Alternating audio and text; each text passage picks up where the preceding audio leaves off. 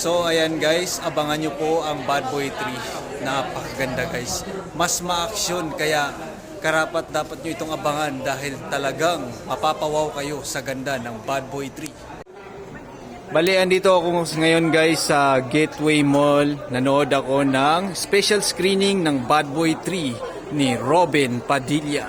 Abangan nyo guys dahil napakaganda talaga nito.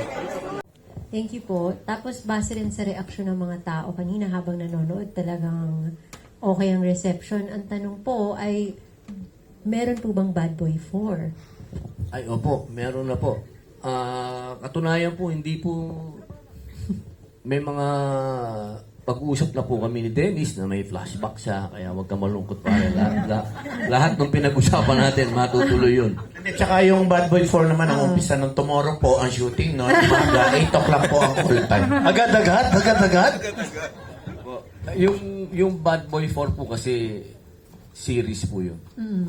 Mahaba po yun. Ayan guys, andito kami sa loob dahil ito yung special screening ng Bad Boy 3. Nagsasalita si Robin Padilla kasama ang kanyang mga kapwa-artista. Kaya abang-abangan nyo talaga ang Bad Boy 3 dahil napakamala aksyon nito. Hanggang dito na lang po. Thank you for watching.